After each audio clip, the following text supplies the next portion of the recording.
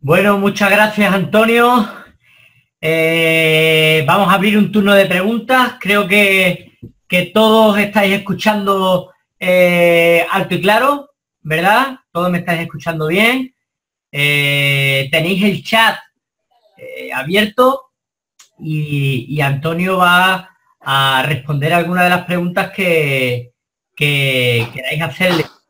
Así que si alguien, Eduardo, Alfredo, Emilio, si alguien, Jesús, Jorge, José María, todos, si alguien tiene alguna pregunta, pues Antonio estará encantado, como dice, de responderla. Recordaos bueno, que Antonio ha participado en muchísimas conferencias y ponencias. Recientemente ha estado en Cornellá, en la Feria de Muestra de Cornellá, Feria de Buceo, en 2000, hace un par de años creo, corrígeme si me equivoco, Antonio, también estuviste en la feria, en la misma feria, en Cornellá, y bueno, tiene bastantes artículos también en su blog personal. Ahora os daremos referencias suyas para que podáis visitarle. Antonio, estás por ahí, ¿verdad? Sí, sí, estoy por aquí, José Luis. Vale. Mientras que alguno de los asistentes hace alguna pregunta, podemos comentarle a todos ellos alguna forma de contacto contigo, alguna dirección de tu blog personal, de redes sociales donde pues puedan seguirte también y saber más de estos temas tan interesantes que aportas, ¿no? Sí, bueno, a ver, simplemente tengo un blog bueno, que hay algunos artículos.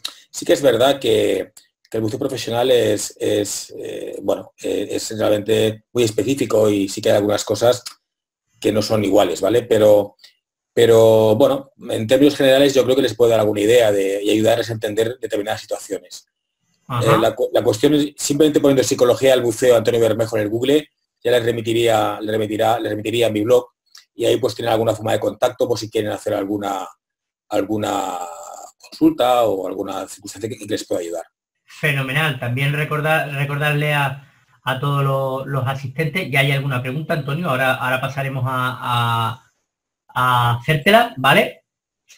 Como te digo, recordarle a los asistentes que también en www.subacuaticamagazine.com también tienen alguna referencia tuya, ¿vale? Donde tienen algún vínculo dentro de alguna de las noticias que hemos publicado acerca de tu participación en esta conferencia y en la próxima revista del mes de marzo, pues ahí tienen también alguna referencia. Bueno, vamos a pasar, si te parece, a resolver alguna de las preguntas y a comentar algunas de las cuestiones que hacen los participantes, Antonio, ¿vale? Muy bien, sí, sí. Por ejemplo, Eduardo Rodríguez dice, gracias, Antonio, después de varios accidentes con escapes libres, sí que me he preguntado muchas veces qué hago aquí. Pues sí, la verdad, no sé si la pregunta es con ironía o real, pero bueno, realmente sería para preguntárselo, sí, sí. Fenomenal. Jorge, que también te da las gracias, dice una ponencia muy interesante y una gran ayuda para identificar situaciones estresantes que normalmente paso por alto en el día a día.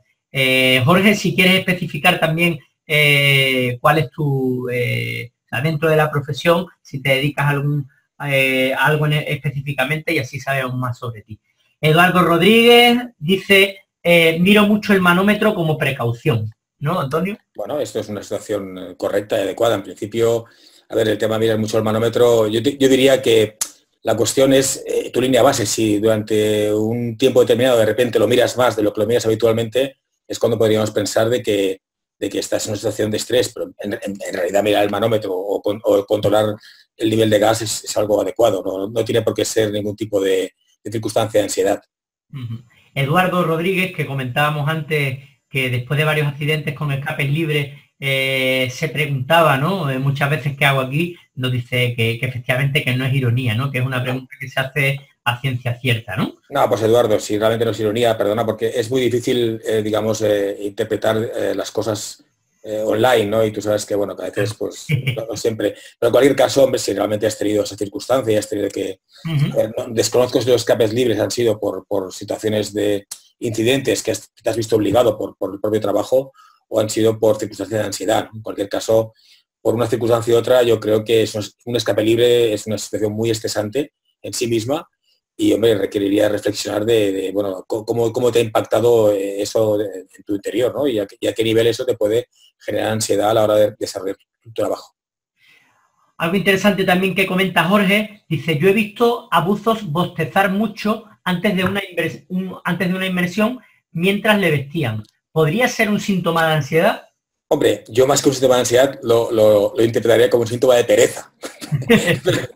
pero vamos, no sé, no lo había pensado. En principio no tiene ninguna relación. En principio relación, no debería ser, salvo que Jorge lo asociara a la idea de estar algo desconectados, ¿no? Pero en principio no, porque yo creo que cuando alguien bosteza está más bien relajado, más que tenso. Ajá. Fenomenal. Classic Helmet o casco clásico, el compañero. Ese es el nick del compañero que pregunta, ante un problema de estrés o ansiedad que se manifiesta cuando buceamos y que se convierte en reincidente, ¿un psicólogo estaría capacitado para dar una baja laboral? Hombre, a ver, yo te hablo de un poco de, claro, ahí entraríamos en la normativa profesional laboral de cada país, ¿no? Yo te diría, en España un psicólogo no puede dar baja laboral, la baja laboral la tiene que dar un médico. Lo que ocurre es que un psicólogo sí puede hacer un informe que indique que esa persona está en una situación de estrés o ansiedad que le incapacita para hacer su trabajo. En principio podríamos avalar y ese buzo con el informe del psicólogo, en principio estaría acreditado que el médico no le negaría nunca la baja, ¿no? Pero en cualquier caso te diría que un problema de ansiedad o estrés en buceo profesional es para mí un caso clarísimo de baja laboral y cualquier médico, entiendo, por lo menos en España, que apoyaría esa decisión, ¿vale? Pero en el caso un psicólogo él por sí mismo no podría darla. Uh-huh. También comenta Miguel Ángel Soma, cuando se habla de escape libre en buceo profesional, se habla de cortar el umbilical y subir a superficie. Una pregunta que sí que... Una cosa que sí quería decirle a Miguel Ángel, y es que me disculpéis que a veces no soy un experto en buceo profesional y puedo interpretar las cosas de una manera errónea. Por eso quizás lo había entendido mal, ¿eh? Lo que sí es cierto que hay muchísimos conceptos que son aplicables a cualquier modalidad de buceo, ¿no? Hay algo que sí que te preguntaría, Antonio, porque durante la ponencia comentabas que, claro, cuando se bucea en scuba, pues no, la comunicación con el compañero es a través de signos, ¿no? Claro, sí. Sabemos que en buceo profesional, pues se bucea ya y además en España es absolutamente obligatorio, ¿no? En virtud del segundo convenio colectivo que se aprobó, que entró en vigor el 1 de noviembre de 2017, pues que se bucea con suministro desde superficie, ¿no? Con un equipo de suministro desde superficie, y ahí sí que hay comunicación, ¿no? De alguna manera esa comunicación con la superficie, Antonio, que es comunicación, como tú bien sabes, de voz, etcétera, incluso con el compañero, también de alguna manera podría aliviar, ¿no? Esa posible aparición de la ansiedad, ¿no? Bueno, sí, efectivamente, a ver, el tener comunicación verbal, siempre y cuando el tono sea el adecuado, ¿no? Yo decía, por ejemplo, que lo que no deberíamos nunca es poner más nervioso al buzo con nuestra actitud, ¿no? Si es un buzo convencional, digamos, nuestra actitud es completamente interpretada desde nuestros gestos. Si es con la voz podemos tranquilizar muchísimo a una persona. Pero en cualquier caso, una persona que está en un estado de pánico no atenderá a nuestros requerimientos ni aunque le digamos lo que sea, ¿sabes? O sea, pero en cualquier caso, lo que sí que tenemos que tener en cuenta es cómo nos dirigimos a esa persona con tranquilidad, con calma, porque es una forma de que la persona se tranquilice. Fenomenal. Algunos comentarios más. Jorge, que nos comentaba el tema de ese bostezo en algunos buzos mientras le vestían. Decía que era un comentario, ya que a veces en el trabajo encuentro dificultad para concentrarme por situaciones personales que en superficie no me paro a pensar por la actividad laboral a veces frenética, ¿no? O sea, entendemos que Jorge comenta que mientras que está buceando, de alguna manera, ¿no? Todos esos problemas del día a día pues le pueden le pueden atacar, ¿no? En ese momento, ¿no? No sé. Hombre, Jorge, aquí habría una cuestión, ¿no? Si tú tienes problemas en tu día a día y eres consciente de ellos, la posibilidad de que eso derive en una crisis de ansiedad buceando es baja. El problema es cuando tú tienes problemas, y eso nos ha pasado a todos, ¿no? Tenemos un problema grave y no somos conscientes que lo tenemos, ¿no? Pues imagínate una persona, por ejemplo, que se está separando, ¿no? De la pareja o tiene un pariente enfermo y eso nos afecta mucho, pero sin embargo no somos conscientes. Mira, por lo que tú has hablado también, por la actividad a veces frenética, ¿no? Y de repente cuando lo metemos en el agua hay una desconexión, hay un estar conmigo mismo, y entonces eso puede salir en forma de ansiedad. Pero lo importante es, o el riesgo está cuando nos pasa algo malo y no somos conscientes de ellos. En cualquier caso, yo mi consejo, y con todas las limitaciones que tengo en buceo profesional, sí os diría que cuando alguien está pasando un mal momento personal, no debería aceptar tareas complejas. Debería aceptar tareas donde se sintiera realmente cómodo y pudiera trabajar con facilidad. Porque yo creo que es incompatible una tarea compleja con un mal momento personal, donde la posibilidad de que ocurra algo es más elevada. Ahora que comentas eso, Antonio, estuvimos en el mes de noviembre en el Congreso, en septiembre, si no recuerdo mal, si no hago mala memoria, en el Congreso Nacional de Buceo Profesional que organiza el Sindicato de Actividades Marítimas de España, el SAME, y precisamente pues hubo debate sobre ese tema, ¿no? En concreto, pues algunos compañeros hablaban de que la pérdida, ¿no? de algún otro compañero o el accidente de algún otro compañero, pues condicionaba en gran medida las operaciones en días posteriores, ¿no? Y va en relación a eso que comentas, ¿no? Puede ser que esa situación pues dispare mucho más, ¿no? La situación de riesgo y de ansiedad, ¿no, Antonio? Exacto, sí, por supuesto. Cuando tienes una situación traumática en ese sentido, a ver, más que dispararla te pone en riesgo, ¿no? Las cosas no son automáticas, ¿no? Pues todas aquellas cosas que te afectan y tú no eres capaz de darte cuenta que te afectan y por lo tanto poner de solución, hay más posibilidad de que se transformen en ansiedad. Sí. Bueno, continuamos con Salvador Olimán. Dice, muchas felicidades por tu trabajo en el tema, Antonio. Soy coordinador de buzos de rescate en Ciudad de Puebla, en México. ¿Qué me recomiendas para ayudar a los compañeros a disminuir el estrés y la ansiedad durante y después de los rescates? Mira, Salvador, curiosamente el otro día di una charla como decía José Luis, en Cornellá, y contactó conmigo un chico de los Mossos d'Esquadra, que es la policía de aquí de Cataluña, ¿no? Y me comentó un chico que trabaja en rescate aquí en Cataluña, y me comentó de ir a hablar con ellos, a darles una charla al equipo y un poco pues qué pueden hacer. Me preguntó más o menos lo mismo que tú has preguntado, ¿no? De hecho, tengo pensado ir a verlos y también aprender de ellos, como estoy aprendiendo mucho de vosotros. La verdad que para mí está siendo muy nutritivo, ¿no?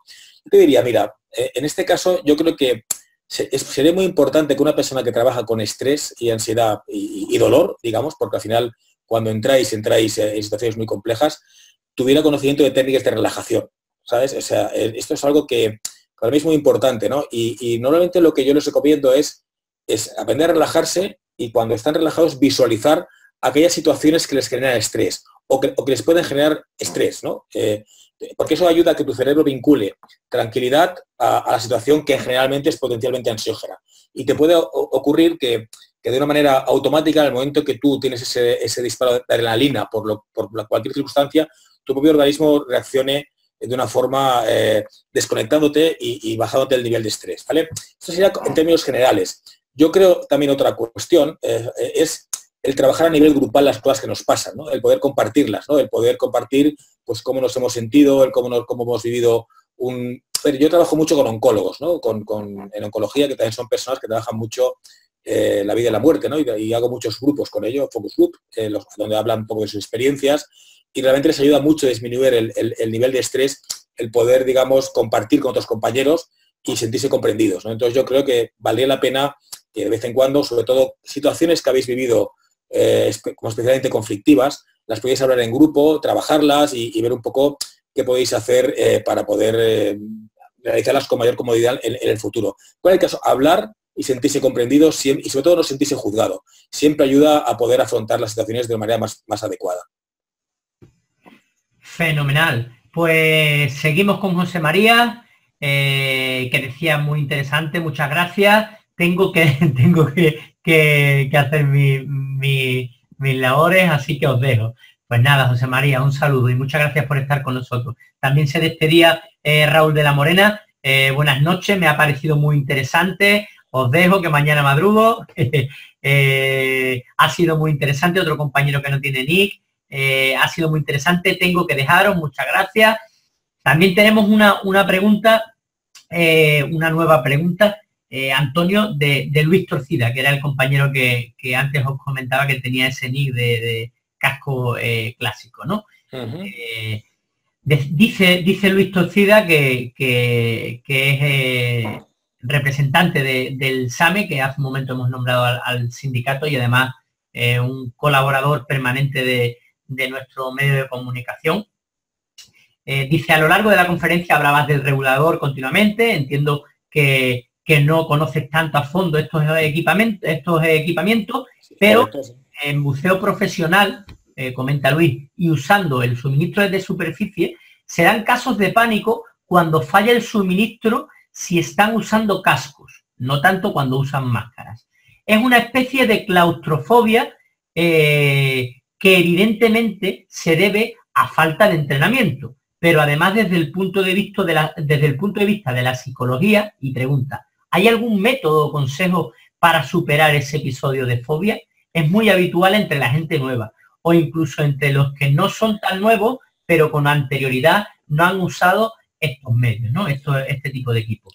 Pues yo primero le diría a José Luis que tiene razón, no conozco a fondo el equipamiento, y que tiene absolutamente la razón de que no tiene nada que ver la experiencia de haber buceado con regulador libre que con una máscara que tiene otras connotaciones, ¿no? Y donde puede haber algún episodio de claustrofobia por el propio cambio de equipo, ¿no? Al final, bueno, volveríamos a lo mismo que he comentado antes, ¿no? Cuando tú tienes un episodio de claustrofobia, es muy jodido, porque al final tú cuando tienes una situación de ese tipo, realmente sientes que puedes morir, te sientes en riesgo y tu organismo no reacciona bien. Y normalmente lo que suele hacer es anticipar digamos, en la siguiente inversión o el siguiente trabajo, el riesgo. Y es un poco como ya el miedo al miedo. Y ahí se puede generar como un ciclo cerrado difícil de salir. Entonces yo diría, a ver, básicamente diría lo que le comenté antes al compañero. Aprender a relajarse es fundamental, ¿vale? Aprender a relajarse. Yo te diría incluso visualizar en un estado de relajación este posible fallo de suministro, que entiendo que es un fallo de suministro puntual, pero que se soluciona enseguida, porque no estamos hablando, entiendo, de una situación de riesgo real.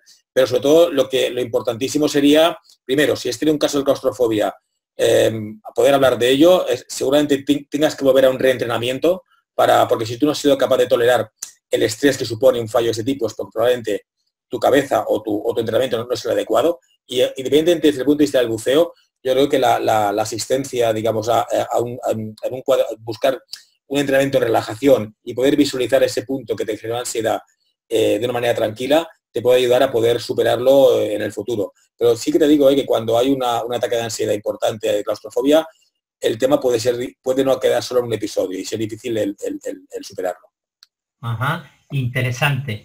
Gracias, Luis, siempre. Bueno, nos decía Jorge que anteriormente nos preguntaba sobre algunas dificultades y demás. Decía que vengo del buceo militar, en muchas ocasiones con estrés. Hay veces que ha habido accidentes y lo que se ha hecho es intentar que todos los buzos vayan al agua para intentar disminuir el estrés. Se intenta que no pase mucho tiempo entre un accidente o situación traumática y otra inmersión para no cogerle miedo a la situación. ¿Eso es lógico? Pregunta el compañero Jorge. Mira, esta es una pregunta recurrente que también me hicieron el otro día en la ponencia. Yo te diría que habría que ver caso por caso, ¿no? Habría que ver un poco... En cualquier caso, yo creo que lo que no es lógico y lo que no es importante es el hacer las cosas sin pensar. Yo creo que cuando hay un accidente, y depende del tipo de accidente, hay que pensar, hay que reflexionar y hay que ver cómo uno se siente, ¿no? A veces, bueno, pues uno puede reaccionar bien y bueno, incluso el buceo militar entiendo que hay una presión de grupo, ¿sabes? Y el propio grupo a lo mejor te puede contener y puede ser que el estrés no vaya más, Pero yo en cualquier caso, más que dar una respuesta a otra, yo lo que diría es que hay que pensar qué ha pasado, hay que hablar qué ha pasado, cómo nos hemos sentido y tomar una decisión desde el pensamiento, no desde la impulsividad. Porque la posibilidad de desarrollar, de que vayas rápido al agua y te salga mal, existe. Entonces yo diría que la lógica te indicaría que reflexionemos, ¿no? No es un buen consejo venga, nos ha pasado un incidente, no ha pasado nada, negarlo y todos al agua, porque la gente puede realmente no cogerle miedo, pero sí cogerle fobia, que es peor, ¿vale? De alguna forma, Antonio, puede ser eso una fórmula de un grupo con buenas intenciones, pero con a lo mejor pocos recursos, ¿no? Siempre son buenas intenciones, ¿no? Pero a veces en el buceo en general hay esta cosa de, venga, oye, pues me da esto miedo, venga, de cabeza y así lo supero, ¿no? Y bueno, no siempre es un buen consejo. Yo siempre digo que como mínimo vale la pena hablar, reflexionar, oye, y ver un poco cómo nos ha impactado. Luego dependerá de la persona. Hay personas que tienen incidentes, oye, van al día siguiente y no les pasa nada. Pero cualquier cosa yo creo que es un riesgo el invitar a alguien a volver al agua sin antes ver cómo alguien se encuentra, ¿no? Yo he conocido casos de personas que al final han vuelto al agua inmediatamente y oye, ya ha sido peor el remedio que la enfermedad. Yo creo que habría que pensar al respecto. Fenomenal. Aprovecho para decirte que Luis Torcida del SAME te hace una invitación para participar en el congreso que tendrán durante este año en Valencia, ¿vale? Así que, y además me dice que os ponga en contacto, así que eso está hecho por mi parte, Luis, así que Antonio, quedas invitado a participar, ¿vale? En ese congreso. Rubén Jiménez Usillos, para alguien que se encuentra en una situación de baja por ansiedad, ¿el tratamiento cuál sería? ¿El uso de fármacos como antidepresivos son compatibles con el buceo? Interesante la pregunta. Mira, es una pregunta delicada, ¿eh? A ver, yo creo que todo lo que interfiera con el sistema nervioso central debería ser incompatible, ¿vale? Vamos a hablar de la realidad, ¿no? Como también, por ejemplo, tomar fármacos ansiolíticos y conducir un coche, bueno, porque al final los fármacos, depende, o sea, antidepresivos, pues hay los inhibidores selectivos, los hay más fuertes y menos fuertes, ¿no? Hay los inhibidores selectivos de la recaptación de la serotonina, pues tipo, por ejemplo, Prozac o la paroxetina, que bueno, son, digamos, un poco más flojos. Luego hay duales. Hombre, yo diría que no sé si es incompatible, pero te puede dificultar, porque al final te desciende el nivel de atención. Si bajas mucho, y no sé con qué tipo de gases también en buceo profesional se mueven, pero si pones en situación de narcosis, te puede potenciar la narcosis. Yo en principio no lo recomendaría. Y sobre todo a ver, eso debería ser el médico el que toma la decisión, ¿eh? Pero yo en principio no lo recomendaría. Y en cualquier caso, si a veces también es verdad que las circunstancias profesionales nos obligan a hacer cosas que no deberíamos, ¿no? En cualquier caso, si eso aconteciera, habría que hacerlo con muchísima prudencia, ¿no? Porque al final, yo digo, son productos que impactan el sistema nervioso central, que bajan el nivel de atención, que sí que relajan, pero que al final por la propia relajación o la propia pérdida de conciencia, pues puede derivar un accidente, ¿no? Por distraerte, no tanto por ansiedad, porque si estás tomando eso, estarías tranquilo, pero puede tener consecuencias, sobre todo en actividades que requieren un nivel de atención alto. Claro, todo lo que sea cualquier tipo de medicamento, ¿verdad? O incluso... Bueno, cualquier tipo, no, psicofármacos, básicamente, claro. ¿Vale? Todo lo que puedan mermar, ¿no? Y hay que tener cuidado, porque si al final es un médico hiperbárico, sí que tienen conciencia de este tipo de cosas, ¿no? Pero si son médicos que no están familiarizados con el buceo, a veces pueden no hacer una recomendación adecuada, ¿no? Yo me he encontrado incluso personas ansiosas con nivel de ansiedad que el psiquiatra decirle que llevaran una benzodiazepina sublingual. Bueno, eso es una barbaridad, ¿no? Es decir, bueno, yo en principio diría mucha prudencia y consultar con un médico hiperbárico a ser posible. Fenomenal. Raúl López dice, para mí, que también vengo del buceo militar, creo que así es. Es bueno no dejar mucho tiempo entre una inmersión complicada o con un accidente. No obstante, pienso que hay que analizar cada situación y a veces también influye la relación con el accidentado para que vuelvas al agua tan rápido, ¿no? Que es un poco lo que comentábamos, ¿no? Sí, yo no añadiría nada a lo que dice Raúl, estoy completamente de acuerdo. A ver, sí se puede. A veces cuando hay un problema, la persona no quiere. Pero luego también pienso, a ver, cuidado, porque también estamos hablando de de profesión y cuando hablamos de trabajo, pero en general también la propia persona tiene que escucharse a sí mismo, ¿no? Y oye, al final, ¿cómo te sientes tú, ¿no? De una manera sincera, ¿no? No sentirte presionado por el grupo ni por las circunstancias. Yo repito, que en buceo profesional es un trabajo, pero en recreativo muchas veces lo que intento es quitarle presión al buzo, ¿no? Oye, no te sientas presionado, porque si te sientes muy presionado, al final también incrementas el estrés, ¿no? Pero yo lo que dice Raúl lo veo muy razonable y estoy de acuerdo. Fenomenal. Bueno, pues no tenemos más preguntas. Os doy a todos las gracias, especialmente a ti, Antonio. Os doy todas las gracias porque, bueno, hasta última hora la gran mayoría de vosotros ha estado escuchando a Antonio resolviendo todas estas preguntas, con lo cual muestra el alto nivel de interés que todos tenéis acerca de este tema. Antonio Bermejo, muchas gracias por estar esta noche con nosotros. Muchas gracias a vosotros. Para mí realmente ha sido muy interesante. He aprendido mucho y bueno, yo creo que es un área del buceo fascinante y que seguro que podemos desarrollar más cosas. Fenomenal.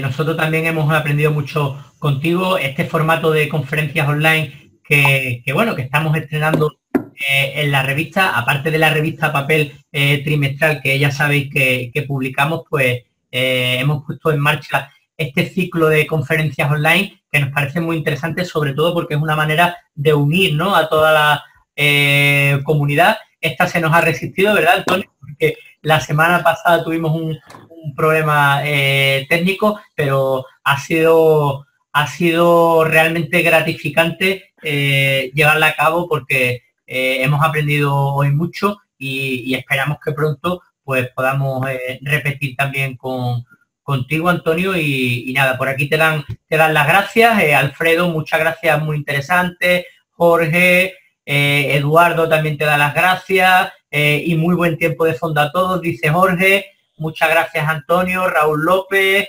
Raúl Jiménez, Tony Núñez, que es el compañero de Venezuela. Muy interesante, Antonio y José Luis. Nos vemos en la próxima. Saludos. Tony, gracias, Antonio. La verdad fue muy clara e interesante. Jesús Barrio, muchas gracias, muy interesante la conferencia y el canal. Así que, Antonio, nos damos todos por satisfechos con esta conferencia. Enhorabuena, de verdad, Antonio, y muchas gracias a todos por estar aquí este ratito con todos nosotros. Muchas gracias a vosotros. De verdad que ha sido un gran placer y un honor poder hablar con personas tan formadas y bueno, con tanto criterio. Antonio, un abrazo grande. Un abrazo. Nos vemos pronto. Chao, chao, un abrazo a todos. Chao.